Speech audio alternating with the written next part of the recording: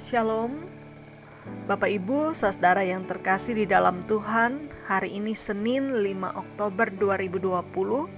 Saya Pendeta Lolita mengajak kita bersama untuk membaca dan merenungkan bagian daripada firman Tuhan. Sebelum kita membaca firman Tuhan ini, mari kita berdoa. Tuhan, saat ini kami mau membaca dan merenungkan bagian daripada firman-Mu. Kami percaya bahwa tanpa Tuhan, kami tidak mampu memahami akan kehendak-Mu.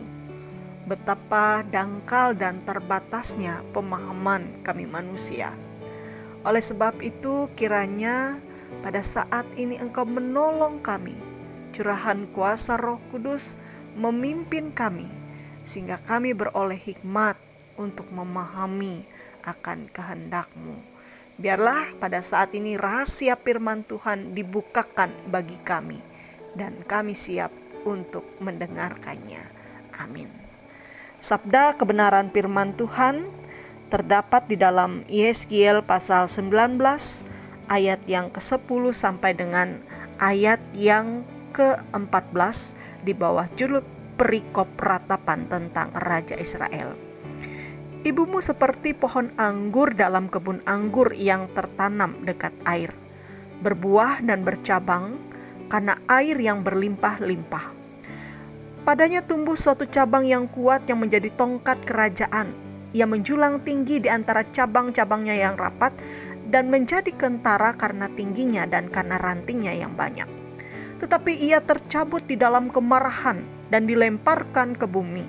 Angin timur membuatnya layu kering, buahnya disentakkan, cabang yang kuat menjadi layu kering, dan api menghabiskannya.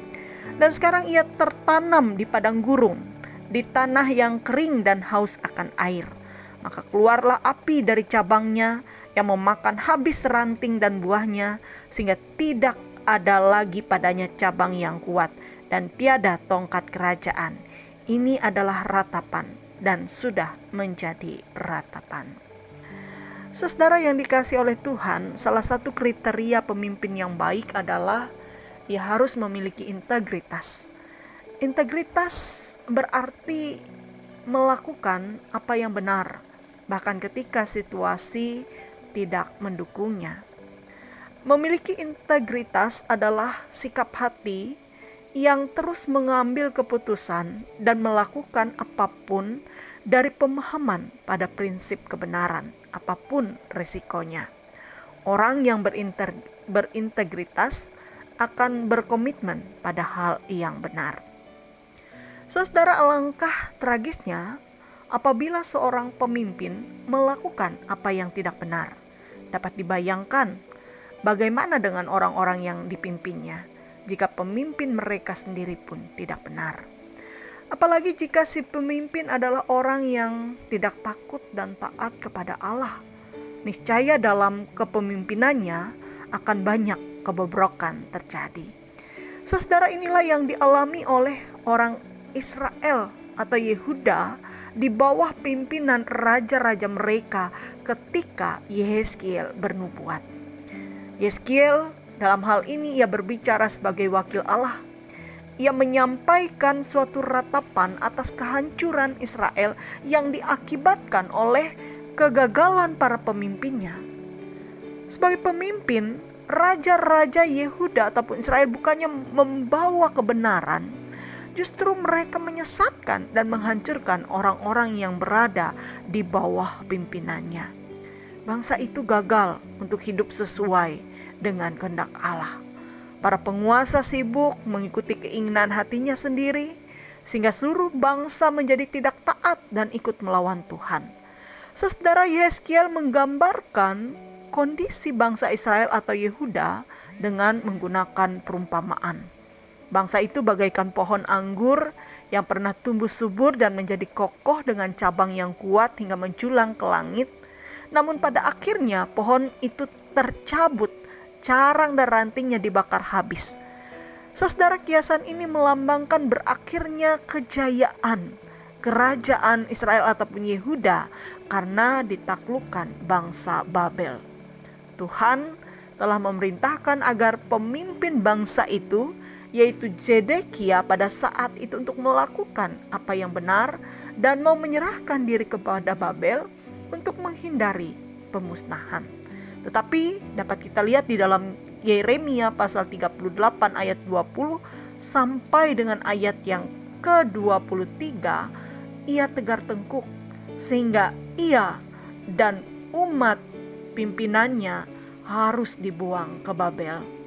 Saudara, Tuhan menyatakan bahwa kehancuran yang terjadi atas kehidupan bangsa itu adalah karena para pemimpin ataupun karena tindakan dari para pemimpinnya yang bobrok dan tidak taat kepadanya.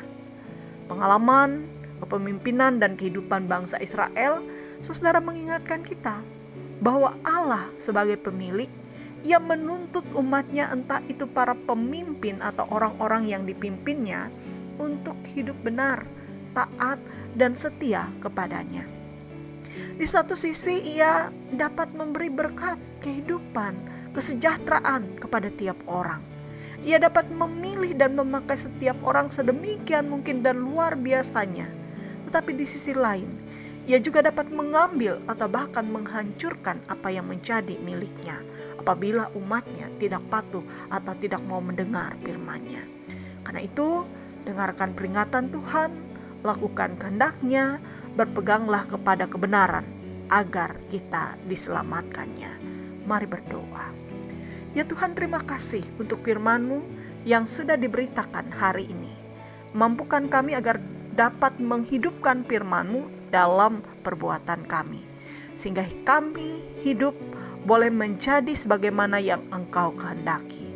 Diberkati setiap pribadi umat-Mu sepanjang hari ini.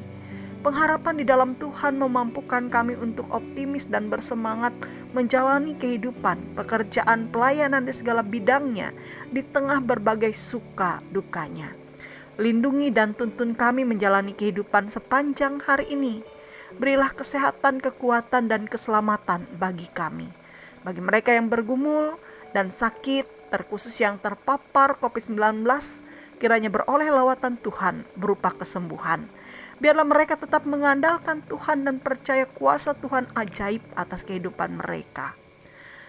Kami terkhusus berdoa bagi jemaat Tuhan yang ada di Sungai Lunuk, dalam tugas penata layanan gereja dan kehidupan keseharian seluruh jemaat-Mu. Kiranya Engkau turut campur tangan di dalamnya. Kuasa Tuhan dinyatakan agar berkat jasmani dan rohani boleh menjadi bagian yang diterima oleh pelayan-pelayan-Mu dan seluruh umat Tuhan yang ada di sana.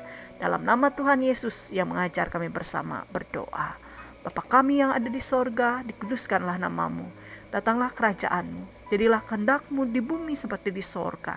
Berikanlah kami pada hari ini makanan kami yang secukupnya, dan ampunilah kami akan kesalahan kami, seperti kami juga mengampuni orang bersalah kepada kami. Jangan bawa kami dalam pencobaan, tapi lepaskanlah kami daripada yang jahat. Karena Engkau yang punya kerajaan dan kuasa dan kemuliaan sampai selama-lamanya. Amin.